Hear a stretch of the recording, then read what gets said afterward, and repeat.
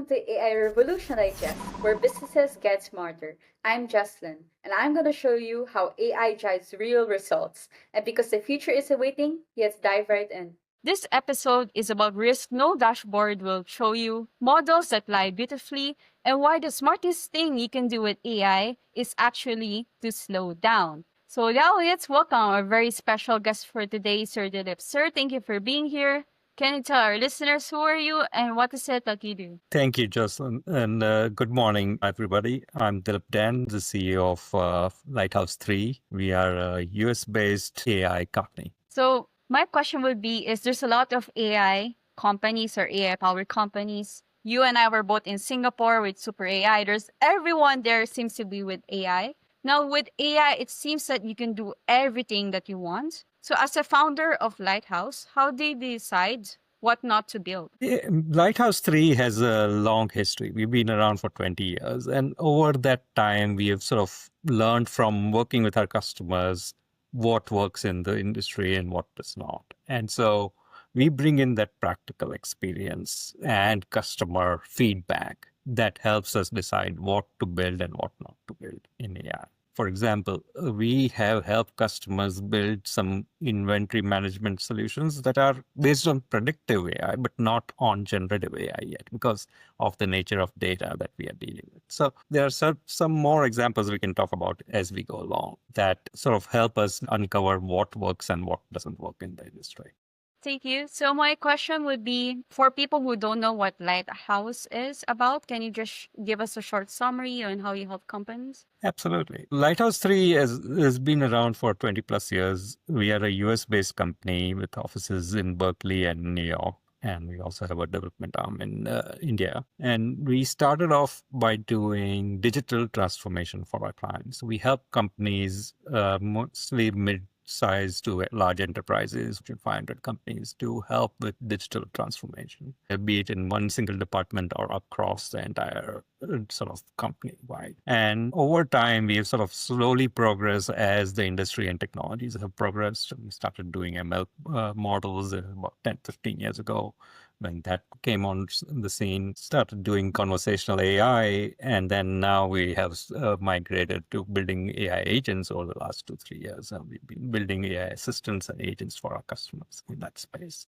So my question would be, is you target SMEs, especially those that are boring companies that I would say Yes. that are, let's say your manufacturing or people that handle washing machines or laundry. So the boring companies, SMEs, those are the companies that we don't usually associate with AI or Yeah. digital transformation. When we go out there and say that you're an AI company, people would think, oh, you're into cryptocurrency or Right. you're a company that wants that VC style exit, right? So people will be wondering, hey, this is something that's a need, but we want to know as a founder, how do you decide this was the idea you're going to go through? So what happened was a couple of years ago, we were helping a couple of clients build out AI agents. And as we were building out those AI agents, we noticed a gap.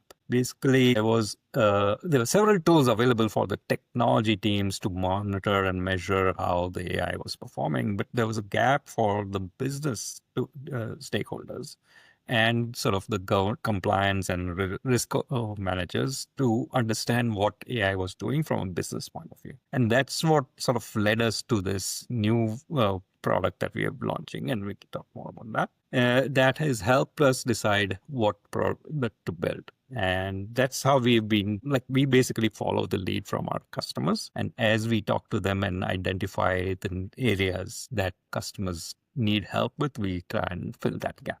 So my question is, you mentioned how you help companies by managing their AI agents. Am I correct? Yes. So my question, building and building. managing. Okay. So we help build those. And then obviously, once we put it in production, we can manage them. And we don't manage just our own AI agents. You can bring any AI agents that you have, and we will manage those. We will tell you exactly how they're performing against your own KPIs. So now you can get a better understanding of whether your investment in those AI agents is actually paying off and whether you're getting the outcomes you had expected from. So when we talk about AI agents, people, especially in LinkedIn, there's a lot of AI experts that are popping up and saying that, hey, this AI agent can replace you as an employee. So for example, Sir Dilip, they can say, hey, I can create a Dilip AI agent that can replace me as a CEO if I want to go on a short vacation. So that's what people often think about AI agents is they're there as your Yes. replaceable or your second brain. Can you tell us more? What are the misconceptions about that? What's right and wrong with that idea? Yeah. So I will tell you this based on our experience. So far, we have not had situations with our customers where we have actually helped them replace humans with AI agents. I know there's been a lot of publicity about some companies doing that. And then we've also heard that those same companies have gone back and hired more people because their AI agents were not quite up to par. And what we tell our customers is that look, this is a new set of technology. It is, but it's still a technology. And just like any other technology, it's not meant to replace the human sort of the intelligence or the human emotion and the judgment that comes into play because it doesn't have those sort of capabilities anyhow right now. And I doubt it will ever get to that point, despite what the people talking about AGI say. We educate our customers and say, this is not something that you need to be worried about losing jobs. What you do need to worry about is your competitors leveraging these technologies as well and outcompeting you. Mhm. That is where you need to think about of how to leverage this tool rather than to think about job replacement. So you've been in this business for more than 20 years and you've managed a lot of clients and their expectations. I'm pretty sure you had those ideal clients and the not so ideal clients. So what type of clients that you no longer work with and what did you learn from saying no to them? So what we've learned, what we typically we don't say no to our clients because we understand that they're coming to us for help.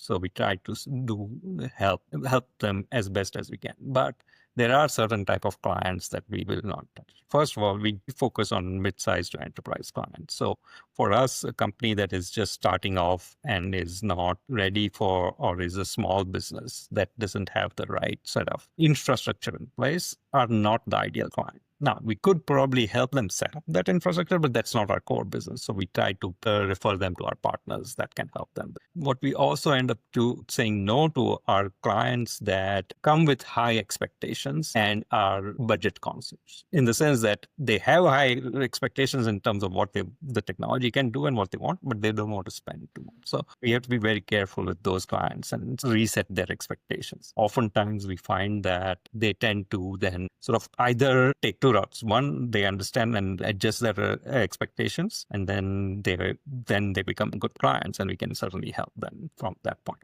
But then if they don't change their minds, then it becomes where we have to. Yeah, so I totally agree with what you said was important was, in business you need to take some risk. Yeah. The more risk you take, then the higher the expected reward. You can't get achievements without putting any work. And just like what you said, technology is only there to accelerate what you already gave. So if you give 0 multiplied by 1,000,000 or 1,000,000,000, it's still gonna be 0, right? So I think Zero. that's very important, especially so for me, I'm a student. So most teachers have this idea that, hey, you already have AI, you have high expectations that I can do this report within 5-10 minutes. But what you're saying is you need to put in the effort, need to have the right data set and the right mindset before you can use technology. And that's why you're saying it's not only the size of the company you're looking at, but also you need to look at what mindset or what is the goal you have in mind before you use the technology. You can't just slap Totally. AI in everything. Very well said. And that's what we are both saying. I remember when we went to these conferences, you ask people, what is it that you do? And they're always going to say, I'm an AI company. Yeah. Sometimes I feel frustrated because if I'm a Right. customer, I say, hey, everyone's doing AI. It's like saying, you're all powered by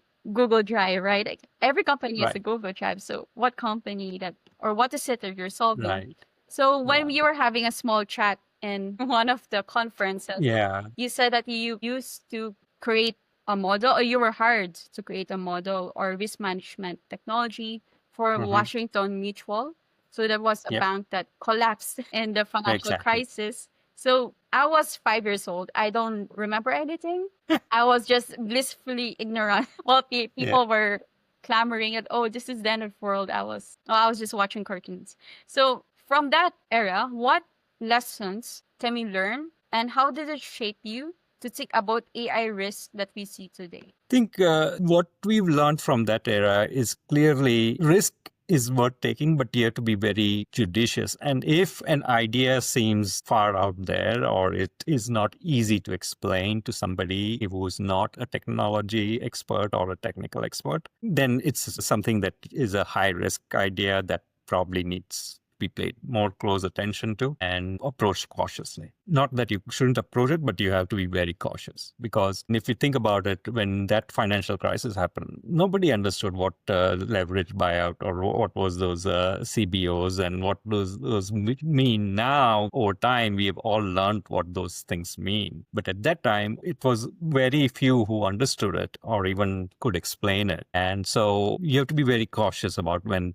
and we're seeing some of that today as well. People talk about AGI or robots getting feelings and things like that. You have to take those things with a grain of salt because it is somebody's expectation and somebody's reason for saying that because they want to market and position themselves as expert in that. And you have to really be skeptical about those sort of things. But having said that, there is definitely a positive thing that happened out of that whole financial debacle. What became clear is that across the countries needed to put in adequate sort of guardrails and guidelines, and we are starting to see that also taken on in AI. Like European Union has the AI Act. Singapore has some AI policies that they have enacted. US has different states and US have different policies. So we are starting to see a lot of those sort of being put in place as technology is starting to take hold, not after the fact, like what happened during the financial crisis, where all those policies and all those regulations came in after the crisis had already happened. So I'm optimistic that as we progress, these new guardrails, these new policies that governments are putting in, and also companies are adopting, will help us leverage and use this technology more judiciously and help our customers and make all our lives better, take us into another crisis. Well, hopefully we won't find another bubble, because from what Yes. I understand is, to the financial crisis, the models were correct. It's just that the assumptions that underline it was flawed. Yeah, well, I would argue that the models were not correct either because they were inventing new products that just didn't make sense, and it felt like there was no end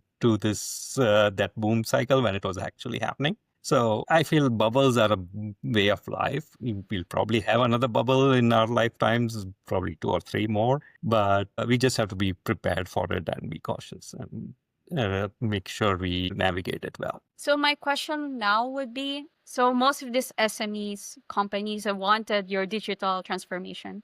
You're often boomers, or that's my idea. I don't know what's the age range of our customers, but let's say since they wanted to do digital transformation, what does that actually mean? Because when I often talk to my dad, what his definition of digital transformation, he just Right. says, oh, that's just people using Google Docs, or Right. what does it So mean exactly? what it means is a few things, and I'll give you some examples of what we did when we went back, when we were doing started off in digital transformation. So one of the first things that happened was around the internet becoming popular and sort of growing across the world, right? So one of the first things that happened there was people starting to put websites online on the internet and starting to generate sort of marketing leads and connections out of that. From there, internet became more sort of advanced. So now we could now do more online apps. And so now we could do things like e-commerce. All of those are new sort of digital transformation. Previously, before internet, we all used to do things in paper. And there was no Google sort of GPS or Google Maps. And you had to take out paper map and look at it and figure out where you're going. Similarly, as digital transformation has happened,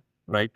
take it the internet to mobile apps. Now, when mobile iPhone came out first, that was the first time where people started thinking, okay, we can carry a computer in our hand and look at things online while we are mobile. And that opened up a whole new sort of avenue of commerce and getting better cameras, and you know that, you've seen that. And now we are in the sort of the AI age, right, where what the transformation that we're going to see, and we're yet to see it. We are still at the beginning. We're not even at the beginning, to be honest. We are just preparing for it. And what we're going to see is completely new set of models, completely new set of way businesses are run, and new set workflows and work streams that come up out of it. So I think what we're going to see is another sort of a revamp or a redesign of way we do business. And that is the exciting part about digital transformation. Though it's called digital transformation, it's a set of sort of transformations that happen. It's not just about technology, but it's also about how you do and run your businesses, the type of jobs that are required to run those businesses. And that's why you often hear there's a job crisis, because the skills gap is there, where people don't have the right skills to take advantages of these new technologies or new ways of thinking and new processes to be able to run the business in a different way. So I'm excited about this, where we can continue doing this sort of transformations for companies. So I'm also excited as a student because I can have an AI agent who's going to do the boring stuff for me so I can be more productive and doing the high level strategy or the creative work. So my question now would be, well, if you're an SME, and I'm pretty sure customers have been running this way of business for 5 to 10 years, where they do logs on paper or they're more paper based, and they come to you and say, hey, I want to do a digital transformation. So when they're doing it for 5 to 10 years, there's a mindset, or you created a habit of just doing things. So of course you'll tell them and say, I can create the AI agents and I can help you manage to see whether or not you reach those KPIs. So my question would be, how do you guide clients in their mindset or be more open to this idea? So that is a challenge in any and every digital transformation project we have done. There are always people who've done the process the way they've been doing it for a long time. They are afraid about change, right? Because that disrupts their routines, that disrupts the way they do their work, and basically it impacts their careers as well. And so a big part of digital transformation journey for us and for our clients has always been around what we call change management. And what that means is you're educating people from the get-go that, look, this is not about just replacing you or changing your job. It's about improving the way things are being run so that we can be more efficient, we can do more things and focus on more important things than what today is spending time on. And it takes a time. It requires a lot of commitment, not just from us, but also from everybody in the company. And it starts from the top. So long as your senior leadership is ready for that change and has that mindset and are willing to help their teams to sort of grow and make that change in mindset and encourage that change management can be successful and you can adopt it. And this is one of the things that we also, when we talk to our clients the first time, like you were asking earlier, like which clients we don't work with, this is one of the big criteria for us. Like if the senior leadership is not in a mindset where they think that the new technology will help them improve their business and want to make that change, we walk away from that because we know we are not going to be successful and they are not going to be successful. So then there's no point in sort of continuing this conversation forward. So that is a big piece of any sort of digital transformation, be it from paper to internet, internet to mobile to now AI and AI agents. You need to have a willing customer base that is wanting to change. So my question now would be, well, a while ago you said, very important, that AI agents are not there to replace you. They're only there to improve your way of doing business. So I remember when I was a student, most people would say, hey, I hate it when a consultant will come inside a bank or a company. And I'll ask, why? Why you don't like consultants? Because they said that's code for management trying to lay off people. So now we're in this AI transformation. There's always news that people are getting laid off. So when you go there and people say, "Hey, there's a consultant coming in," it's like, "Oh no, someone's gonna get laid off," and you say, "We're not here to replace you, but we're here to." But even before AI came in, people already don't like consultants. They just think we're rubber stamping, or they're just a sign that when a consultant walks inside the door, someone's gonna be laid off.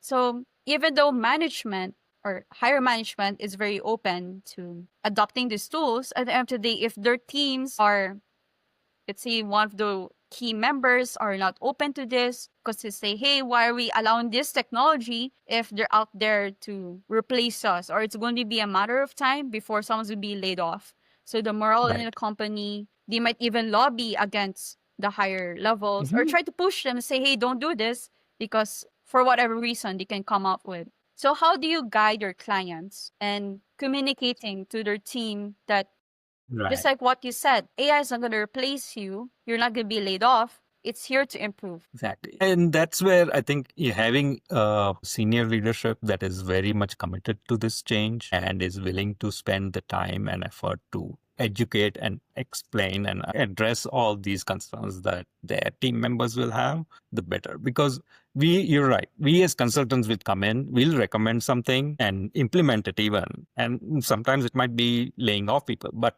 it's ultimately the responsibility and accountability of that senior leadership that is running the business to make sure that their teams are taken care of. And the other thing that we've done, especially in this AI transformation, right, is bring these team players and educate them on AI itself first, right? Even before we talk about how it's going to impact them or how job will change. First thing we do is to have do sort of mini workshops or brown bag sessions where we can come in and explain to them what the technology does, what can it do for helping them improve their day-to-day jobs, or where they can use it themselves without even us having to do it. Once they start seeing how the technology works and what it does and what it can help them do and what it can't do, it also helps them sort of get a little bit of a comfort level to say, okay, this will not or this will impact my job, but it won't be that I will lose my job, or they'll still need me because I have this other XYZ capabilities that AI is not ready to take on. Well, And so that's where we start by helping clients. so what I understand is these AI agents, they can talk to other AI agents. And the thing is, you decide as the admin or the person to say, "Hey, you only do these things, nothing more. And you only share this information to specific people, maybe only within your department or to a specific person." So AI agents, they don't act like people. They can't create decisions on their own. You need to tell the agents what is it they do and they don't do. So what they're saying is it's not going to lay people off. It's Right. impossible, right? You said that the only thing AI agents can do is send files or give you a short summary. But the important point you're saying is it's not generative AI. Well, it's not just, I mean, AI agents can do more than just summarizing or they can do separate tasks. But the idea behind agents is that the tasks that they are being currently designed to do and are being useful for are tasks that you do repeatedly or frequently. Think about it like if you are, say, a marketing or a salesperson and you go out to a client and you have a conversation. Now you have to capture that conversation into a CRM. Maybe you recorded that conversation. Well, if you have a recording, you don't have to spend time transcribing that and entering those notes into your CRM system. Any AI agent can do it. Now it frees up the salesperson's time to sort of focus more on value added stuff, like continuing the lead generation or continuing to nurture that lead so that now I can actually make the sale. Similarly, if once they're coming to a contracting stage, a contracting agent can help them sort of prepare a template or prepare a first draft of the contract that they can then review and adapt and share it with the client and get feedback on it. So there are tools, they are mainly tools that can take away your time consuming efforts and then allow you to focus on more value added things that you do. So I want to go back to your comment a while ago. You said that it's not only the assumptions behind the financial crisis that was wrong, It was the model itself that was wrong. That's why everything collapsed. So my question now would be, models failed because it's just wrong, and also the assumptions that you have. What flawed assumptions do you think today's AI systems are being built on? Well, I think the flawed assumptions that AI systems today are being built on are that, first of all, that they can replace humans. That is the very basic flaw, I feel, that is being built into the systems, or at least some of them are trying to build it. And the other flaws I feel is that data has been assumed that it's readily available. Mhm.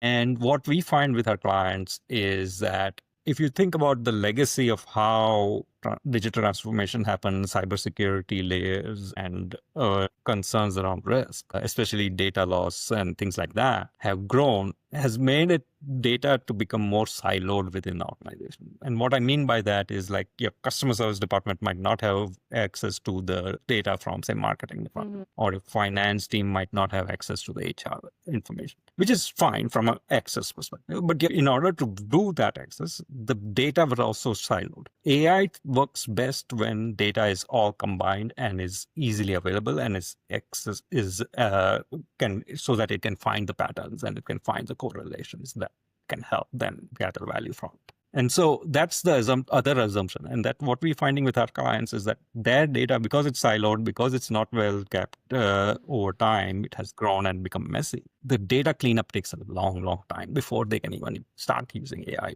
effectively. So those are some of the big assumptions that are being made that are not quite accurate. I think the most important point that you said, especially for SMEs, is the data. It's not just Yes. access to data, it's also quality of data. And I can imagine as an SME, it's not your primary concern getting your data in very clean labels. I can imagine if you're a huge enterprise, all the data sets are very neatly done. But if you're an SME, that's not your priority. Your priority is to get customers and keep them happy. Exactly. So I can imagine for you, you're coming in and say, hey, I want digital transformation. And yet you're telling us that, hey, we can help you with that. Before we give you the AI agents and all this sexy stuff, Yes. you need to make sure that your data sets are clean and every Yep. department has access to it. And that's not something SMEs often think of. So that's Right.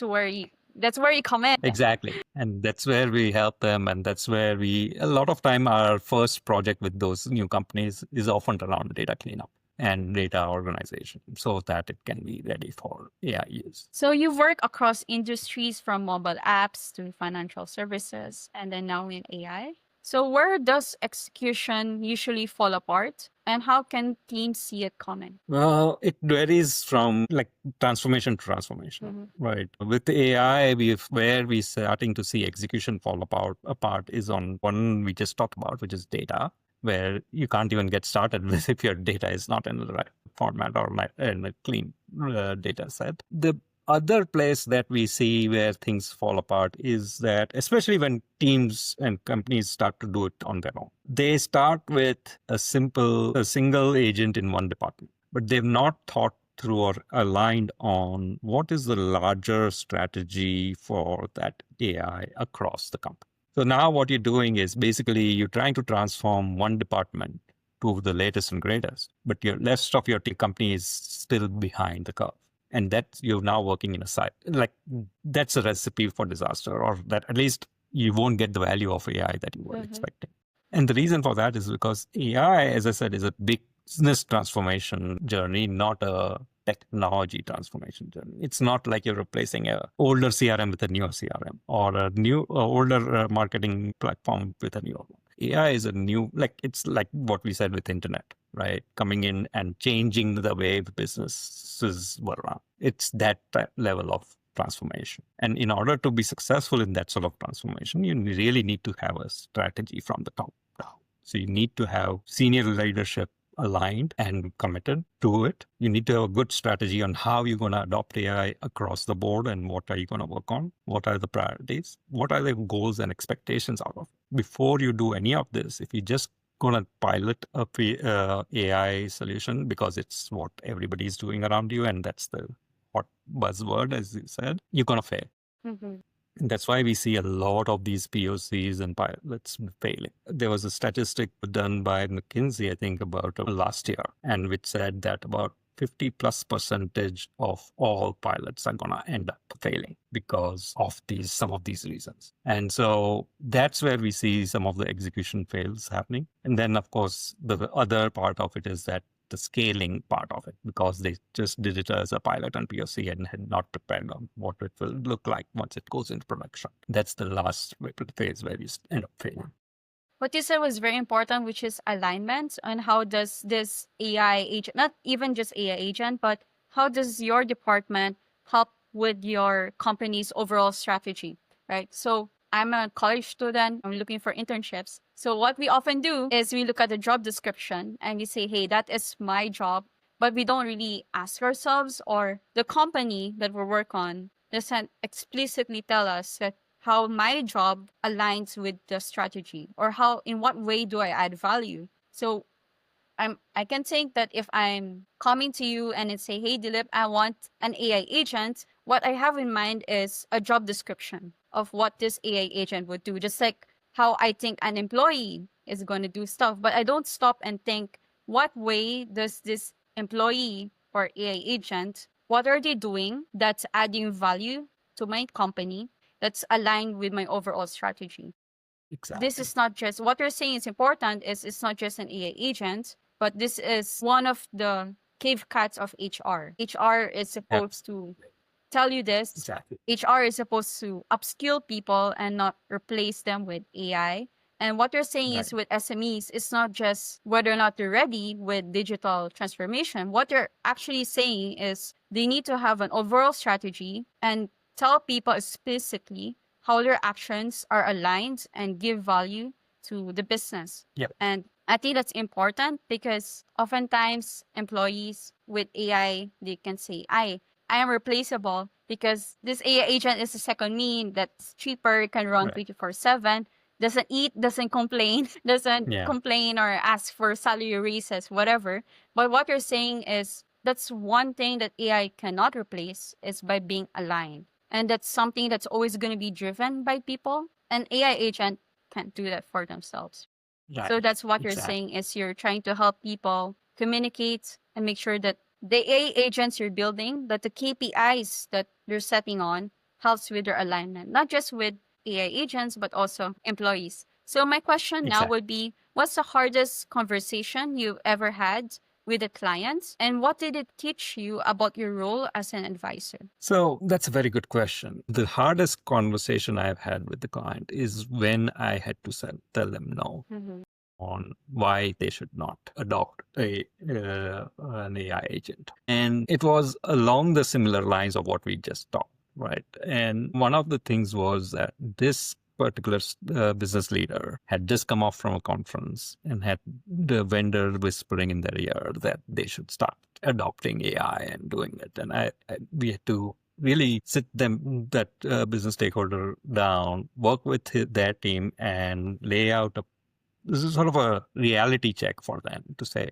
yes, you want to adopt AI, but here is the reality of where you are today. What is missing? I mean, they had data that was not clean. Their team had no experience in building or running AI. Their technology stack was not up to date. And all of that required me to sort of hold them back and say, yes, we can get you to an AI agent. We can build it for you. But in order for it to be successful, let's first deal with these things. Let's get your team upskilled. Let's get your data cleaned up.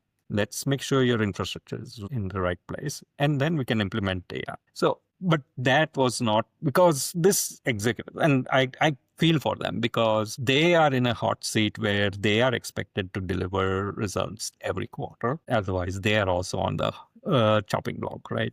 So they want to show progress quickly, and they don't want to hear bottlenecks or reasons why they cannot move fast. So that was a very tough conversation because that person was trying to drive to their goals, and one of the goals was adopting AI in their department.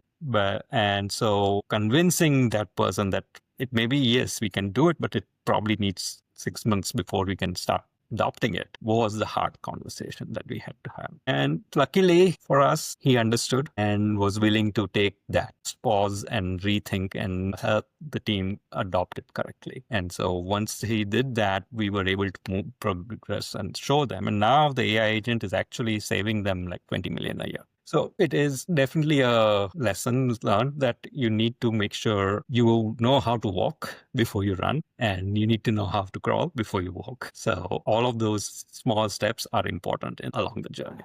What I'm hearing is you said a very important point, but I would say that throughout our conversations, how AI impacts people is very different according to your level of seniority. So, for example, if you're an employee, your number one job is to just be good at whatever job is, and AI can help you with that or improve. Now, if you're a middle manager, you need to sort of balance the fantasies of the C-suites and tell your team and how to execute it. So that's how AI can somehow manage that. And what you're saying now is if you're in a C-suite, somehow you need to be very good at storytelling. And that's where the pressure comes, where they need to somehow sell a fantasy, not really a fantasy, but a dream to their A board. vision. Yeah, We a call it a vision. vision. A vision Yes. to their board that, hey, we are doing this digital transformation because we want to be innovative and it's going to increase our sales. So they're always at the pressure of being fast at getting results. And what they're saying is AI is fast when done right. Just like what you said, that you need to learn how to walk before you can run. So that's an important thing to tell everyone. But I would say if you're a C-suite, I think it's harder to be told to slow down because everyone's pressured and I don't want to be chopped off. I don't want my bonuses to be chopped off. And I can imagine there was a research in the journal of HR. I forgot the journal or the specific research, but what they said from the study is it's actually harder to train or communicate with C-suites or middle managers because they'll say, hey, I've been doing this job for 10 years. Who are you to come and tell me what to do? And you're telling me that, hey, you need to slow down. But that is the only way. So this is what you're saying, that this is where leadership comes in, right? You need to have the right mindset, learn how to slow down. So my last question would be is what's one decision you made in silence that still defines the kind of leader you are today? Good question. So one decision that I made early on in my management career is to let my team thrive, take decisions, even if they were sometimes wrong decisions, but allow them to learn. I figured that if I know what they are doing would take them down a wrong path. Mm-hmm. But if it was a egregiously wrong path, then yes, I would correct them right up there. But I didn't want to sort of stop them from learning on their own and becoming more better sort of contributors and eventually leaders themselves. Because unless you learn, you most often learn by doing. And if I stopped you and not prevented you because I was afraid that you're going to fail, and I knew that you were going to fail, but I didn't want to stop you from getting that learning experience. So I've always taken an approach for this then is to allow my team more of a leeway. And so being more independent and be willing to play. And it takes a lot of effort, especially when you're in a middle manager situation where you are also being held accountable by your leadership to deliver. But at the same time, you want to make sure your team is thriving and protected. And so you have to constantly juggle that. And that decision to me has paid off immensely because right now I have a team of 10 and I can rely on them to function almost independently on a day-to-day basis. And I know that they will deliver once they have committed to it. I think that's very difficult to do because I can imagine, well, we all started as that low paid employee where you're pressured to do the right thing. And when you're a manager, just like how you were decades ago, when you were that middle manager, you need to, and until now, right? You manage 10 people. It's really difficult to change that mindset from I need to be right and very good every single time to allowing people to be wrong sometimes. Yes. And that is the largest. And I would say that's very difficult. And people even at the C level can also find it difficult to do. So I guess that's a really important lesson to learn. My question now would be as someone that's young How do you do that? Because that's really difficult because that's a mindset shift. Yeah. First thing I would say is you have to be willing to take on that role. Because what I've found is a lot of the young people that I'm working with today don't want that sort of responsibility. They want to work in that narrow space that they are comfortable in. And to them, that is all they want to do. It's not like they want to take on those. So that's the first thing, right? First thing is your willingness to be in that position, because it's can be a thankless position at time, and it can put there are some difficult questions that you would have to answer. But then if you're willing to do that, I think the first step is to raise your hand for that sort of, say, a team lead, or a new project is being assigned. You can raise your hand in the company to say, hey, I'm willing to lead this team or lead this project, and see what your leadership tells you. Because that's how you're going to learn. The experience, that's the only way. Now, you can go to sort of do MBAs or do a management course on leadership, and that will give you the theoretical sort of background on it, but it won't tell you the day-to-day when you have to deal with a person face-to-face and address their concern, or they come up there with a family situation that has impacted their job, and they're trying to explain that to you, and you have to be empathetic about those things and still make sure that they're delivering. Those are lessons you're not going to learn in B school. You have to experience those. And so I would say becoming that is the first step. Project management is a good place to be, because there, unfortunately, it's a role where you are accountable, but you don't have any sort of responsibility, or what do you call it? The team is not reporting to you, so you don't have the way to sort of force them to do the work. You have to figure out how you can get the work done still. So that's a good place to learn some of these skills as well. Thank you. I guess the reason why people don't want to take the responsibility, because I can imagine if we're all employees, example, you and I were just on the same level, and let's say both of us are good friends, and suddenly you became my manager. So that's quite awkward on how your friend suddenly becomes a middle manager and somehow can. But I mean, we all have gone through that. I have gone through that in my career as well, where somebody who was my peer had become my manager suddenly, and we have had to adjust. The two things to remember is that it's still and it's a reason that his team is organized is not because you're better than your friend or vice versa, right? The reason is because you need somebody to sort of make sure they lead, and somebody to make sure that the work gets done. So long as that is sort of clear and understood, then that sort of dynamics can eventually be resolved. Of course, you have to have that sort of a conversation with that friend as well, saying, look, I'm no better than you. It's just that I happen to be in this position right now. Tomorrow, who knows, that role might reverse. So it's the conversation, and that's the challenge I think a lot of people face, is having that interpersonal conversations and some of these hard conversations. And if you're not willing to do those, then it becomes harder. So you're saying what's very important is the questions we're afraid to ask are the exact questions we should ask. And the conversations, the hard ones that we're afraid of, are the exact same conversations we need to have, and that takes leadership to do so, and courage as well. So thank you, sir, for being here. So before we go, let's play a little game to get the edge out. So it's just going to be 1 minute. Very simple questions. You don't need to think about it. It's questions kids tell to each other, like, well, hey, what's your favorite color? Or what's your favorite restaurant? Okay, so don't worry about that. So let me know when you're ready. Then the timer is going to be on the clock. Okay, let's do it. So what's your favorite season? My favorite season is spring. Childhood nickname? Childhood nickname is Deepu, which I don't know if matters to people. Favorite cartoon? Favorite cartoon was Tom and Jerry. What's always in your bag? What's always in my bag? My camera. What annoys you? Annoys me are people who don't respect other people's time and don't use their brains even when they've been told what to do. Unfortunately, common sense is not that common nowadays. So, exactly. What go-to pizza topping? Pineapple and jalapenos. You're gonna have a lot of people who's gonna say that's not good. Favorite thing you do in the morning? Favorite thing to do in the morning is a run, 5K run. Wow, every day? Not every day, 2 to 3 times a week. Wow. So last question, one thing that always makes you smile.